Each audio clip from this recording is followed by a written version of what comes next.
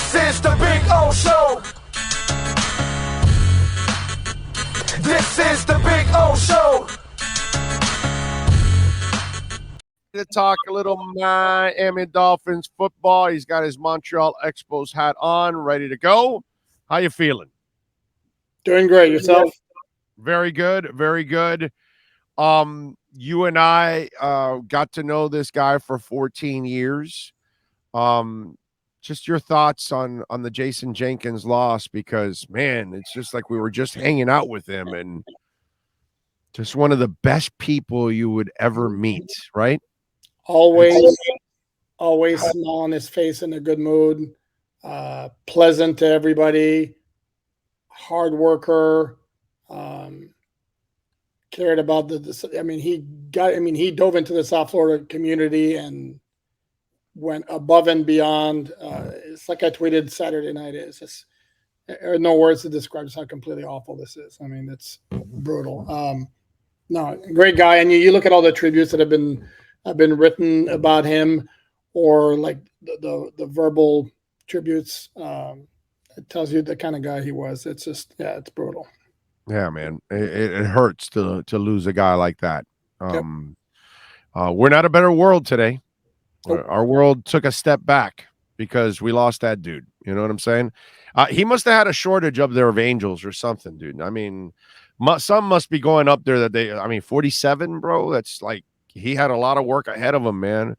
He had a lot of good that he was going to do for many more years to come. Yep. Just so unfair to lose a guy like that, man. No, and 3 young kids too, which is Yeah. just makes it even worse. It's just completely awful. Like I said, I mean, there's no other than singing his virtues as far as what happened. There's no other way to say it other than it's completely awful. Yeah, it is. It is. It's one of those that just it kind of, on a great night for the Dolphins to close out the preseason, you know, it kind of it just made everything not matter, you know. Correct. That's what it was. It was just one of those things like, yeah, wow, whatever, this doesn't matter, bro. This guy is what matters. Like, you know, and it's hard to find when you talk about a sports organization. It's hard to find somebody that isn't playing on the field or part of it that people all around will gravitate to and talk about.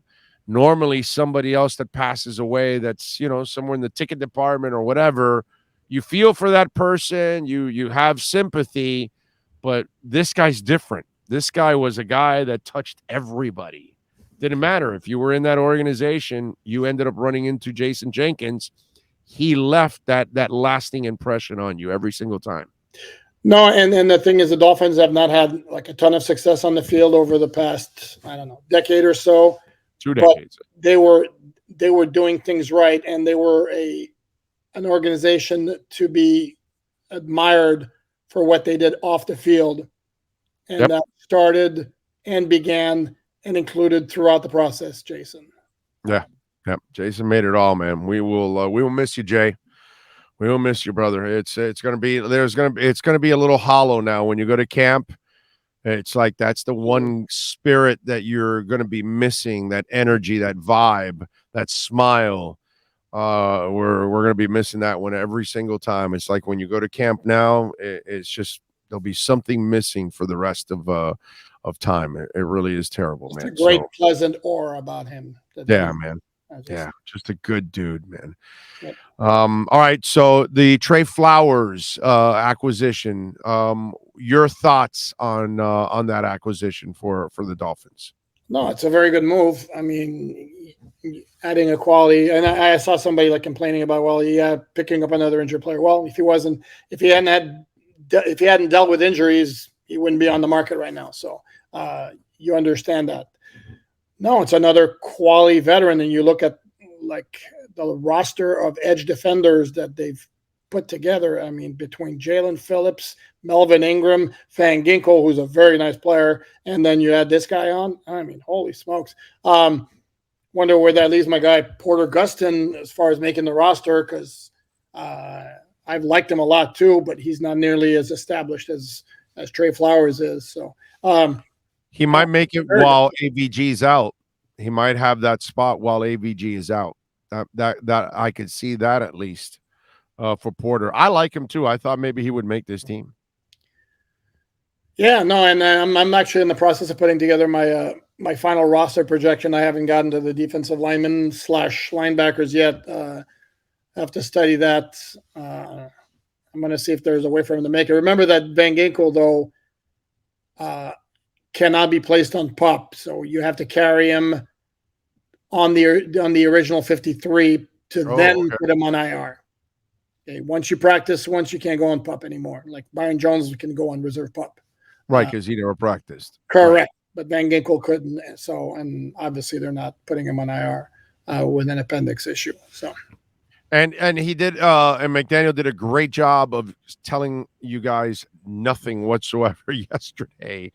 The Byron Jones one, I kind of get the feeling that's they must be comfortable with his progress behind the scenes. They're not telling us, but the fact that they make no moves whatsoever, that they're minimal moves, McKenzie, whatever, all those kind of things, that tells me that he's got to be on track. Something tells me that he's going to start practicing soon, and we're going to go, oh, he's back. And they're going to give him, that week and a half to just get kind of acclimated, and then throw him out there and ready to go. Yeah, that's a vibe I get too. And also remember, though, that you don't want to replace him with just like a cornerback just to have another cornerback, because they have young cornerback with some ability, but they're not Byron Jones. And the guys who are on a par with Byron Jones or close to it don't want to come to the Dolphins knowing that they're going to be they're not going to play a role. Like Joe Hayden, for example, and even Drew said it on his weekly segment a couple of weeks ago. That Hayden's looking to sign, but he's looking to sign as a starter. Well, that's not happening with the Dolphins. If Byron Jones also, he's on the sidelines for those preseason games, which kind of maybe I'm reading too much into it. But if it was a major issue where he was weeks and weeks and weeks away, I'm not sure he'd be there.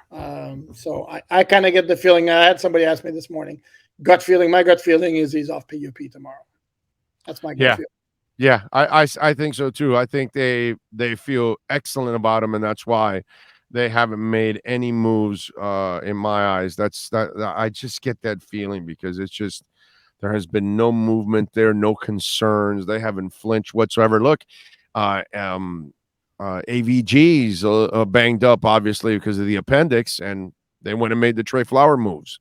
So they didn't waste any time right there. So that tells me that AVG probably will not be available in that first week or two, and they've got to have that extra body in there. That's kind of what it tells me in a way. And I figure having your appendix removed, I don't expect you to be ready in week one. That might be a little much for him. No, but also, see, I think that goes beyond that, because remember, you sign Trey Flowers then. I mean, his contract becomes fully guaranteed. Like after week one, if he's on the roster in week one. So I think this was made to let's add another pass rusher defender, because he's out, he's available, and he's familiar with the system that the Dolphins run. Another stud never hurts. No, you're right about that. All right. I had Sony Michel the entire time on this roster, thought he would make it, but Gaskin has outplayed him by miles throughout the preseason. Sony Michel has proven one thing throughout his entire career. He is very unreliable. And Myles Gaskin has proven something so far in his very short career. He's incredibly reliable. So what happens with that third running back? Is it Sony Michel? Is it Myles Gaskin? Do they not go with the bigger back? Do they go with the more reliable back? Or do they go somewhere else? I don't think they go somewhere else. I had thought when we got into training camp at first of all, I thought Sony Michel was a lock to make the roster. And I thought maybe they'd keep 4 halfbacks along with fullback Alec Ingold. And as camp progressed in the preseason, to me, it became very clear that you have Chase Edmonds, Raheem Mostert, and then there's a big gap. And to me, and even if you looked at the game Saturday night, all of them had some good runs, and that includes Zaquandre White, that includes Jared Dokes, Savon Ahmed, Gaskin, and Michel. So now I'm of the opinion that they're going to wind up keeping 3 halfbacks 2 or 3 on the practice squad. Right, Zaquandre and Dokes will go to the practice squad, is what I'm thinking. So Or you don't need Ahmed if you decide to keep Miles Gaskin. right. So who's your third back then? Right now, I'm flipping a coin between Gaskin and Ahmed. I'm going Gaskin. And I can see that. The thing we agree on is it's not, to me, I don't see it being Sonny Michel. I have not liked what I've seen from him at all. Bro, you were here for a couple weeks and you were injured half the time. That's been your effing career, man. You're unreliable. And that's my problem with that guy. And so for me, I would go Gaskin and I would stick Zaquandre and Dokes, who, by the way, had a really nice night on Saturday, ran hard overall. So I thought that was really good. Those are 2 young guys that you can stash on the running back spot. Okay. We know who the 5 receivers are. We've talked about this already for a couple of weeks. It's already locked. It's been locked for a while, those 5 receivers. Do you keep 6 or not? And if you keep 6, is it Lynn Bowden or Craycraft? We know Preston Williams is done. So Bowden or Craycraft as your 6 or no 6th wide receiver? I'm going Bowden because of special teams.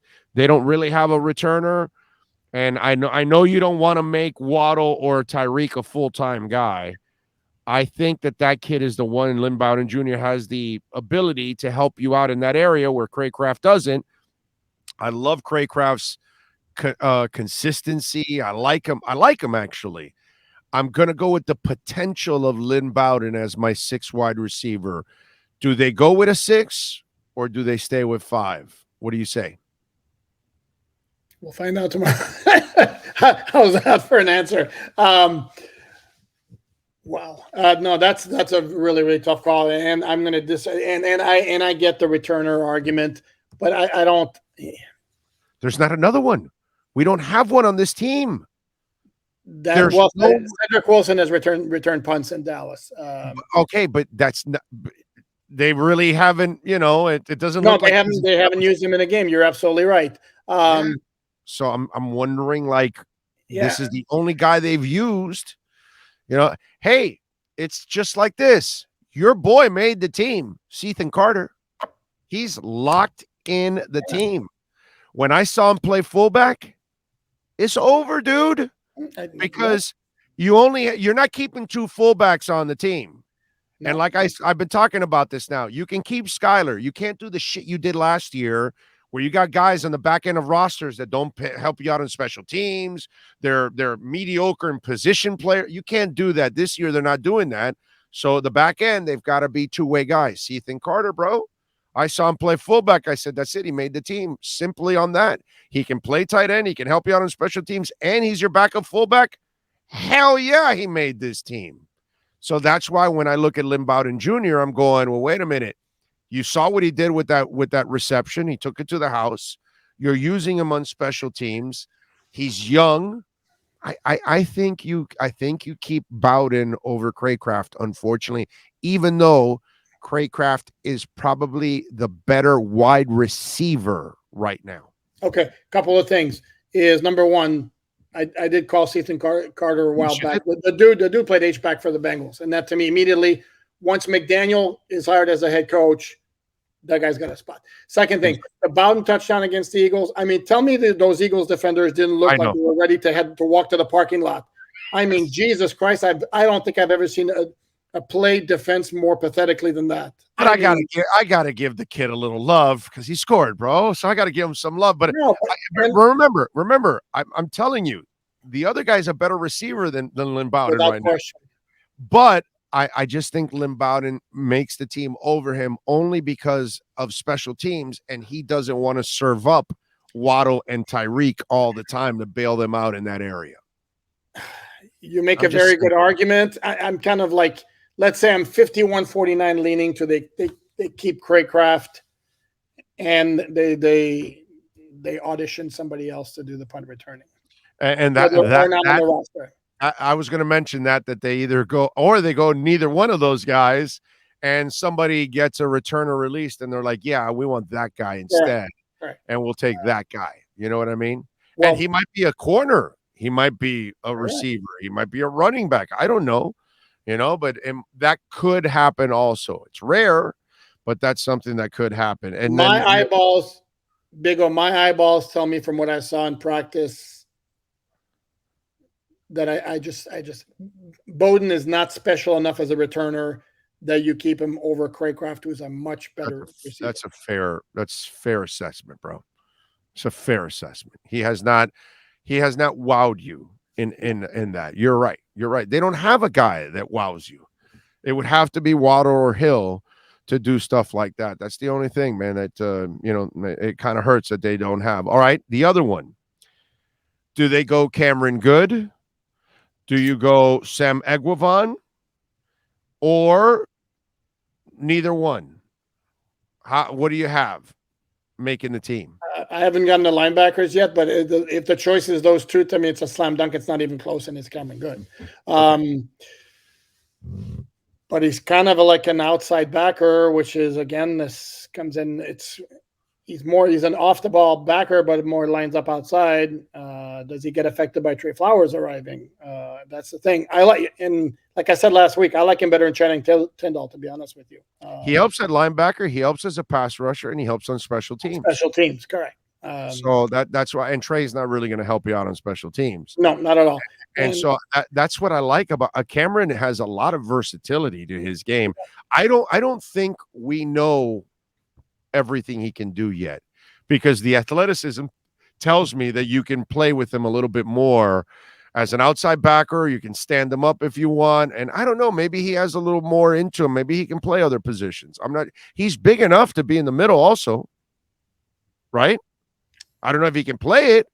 No, I don't know if he has the instincts. he's kind of Jerome Baker size. So, or maybe a little bit thicker. He looks a he's little bit bigger than Jerome Baker. Yeah, he looks a little thicker than Jerome Baker. So without question, he makes the team long before Sam Eguavoen makes the team.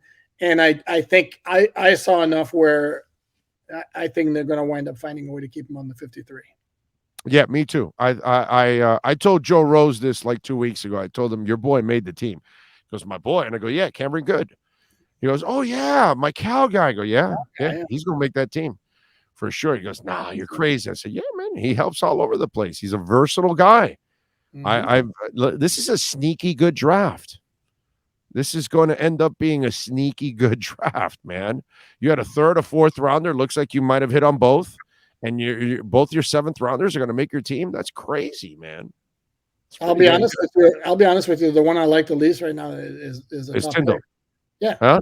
Tindall, right? Yeah.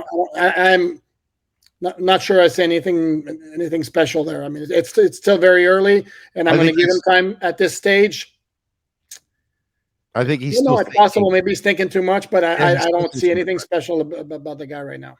Yeah, I think he's still thinking too much, and that happens with linebackers. Sometimes it takes them a little bit. Sometimes there are guys that hit right away, but I'm not surprised that sometimes these backers come in and they've got to do a little bit more, because the worst thing that's happened to college football is that they took away the responsibilities from the players and they just hold up cards.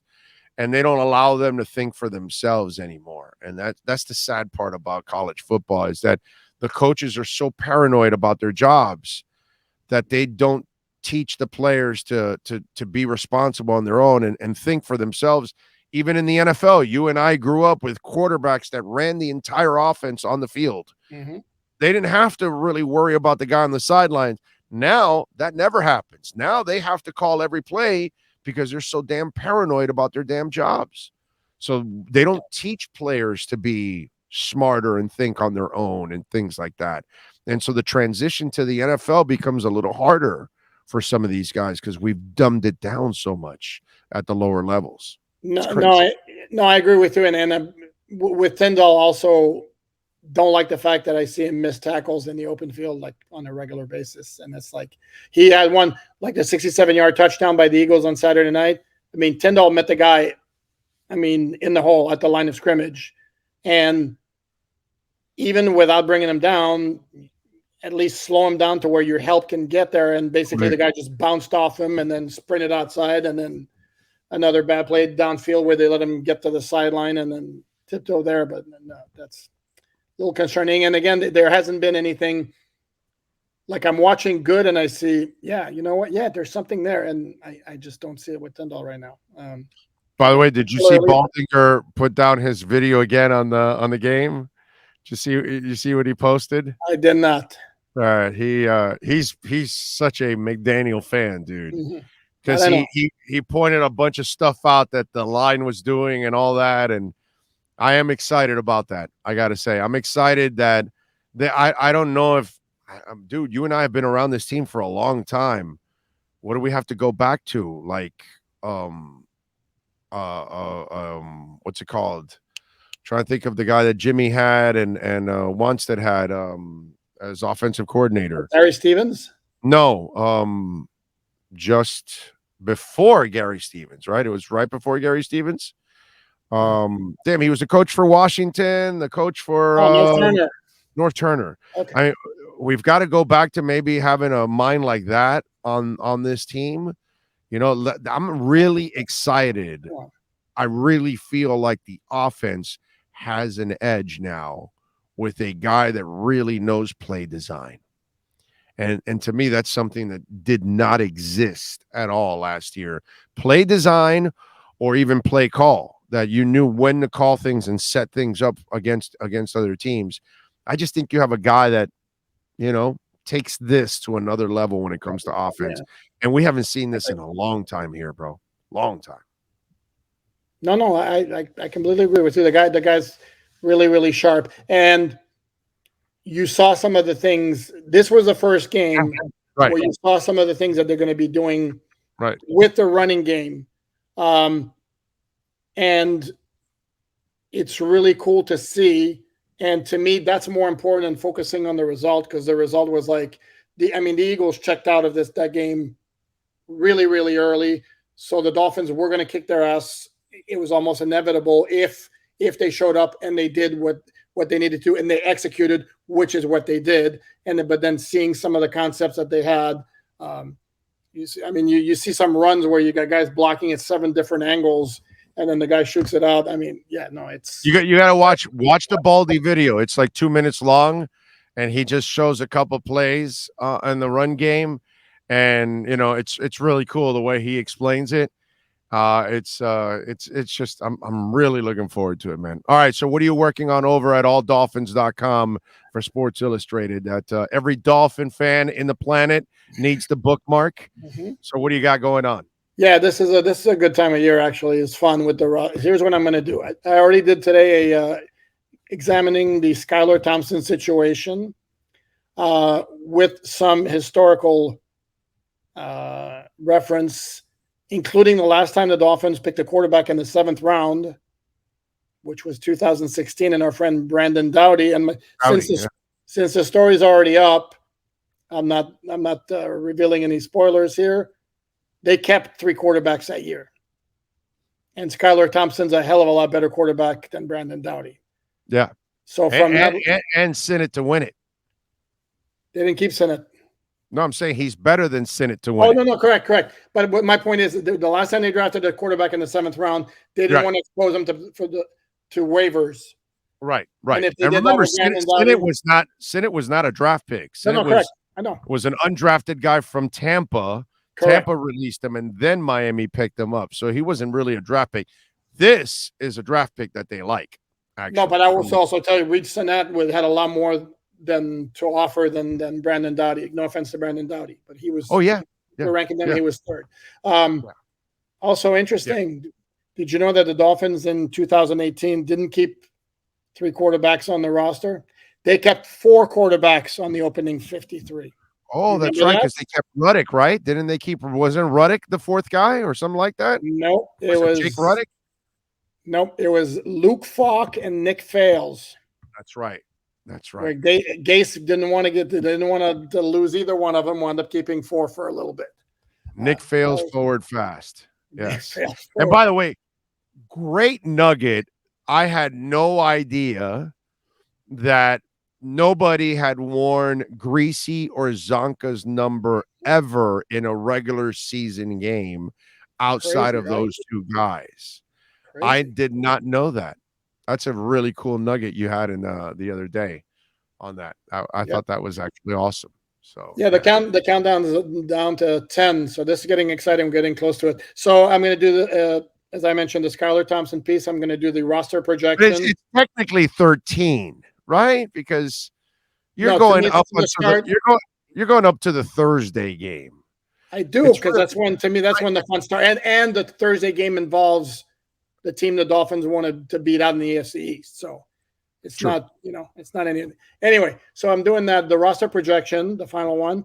Along with the roster projection, I'm going to list out guys who, to me, scream practice squad candidates if they don't make the roster.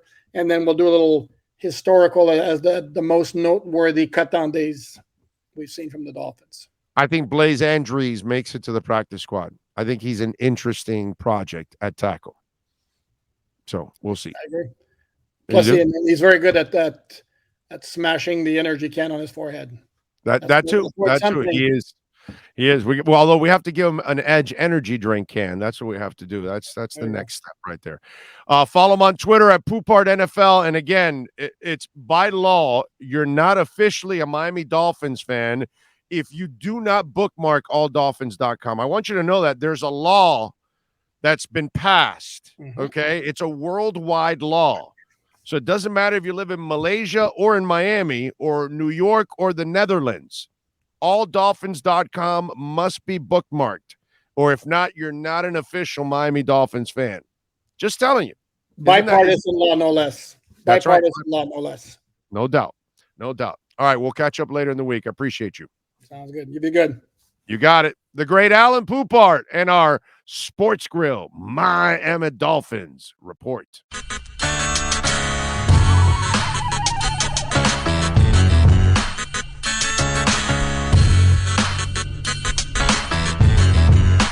This is the Big O Show. This is the Big O Show.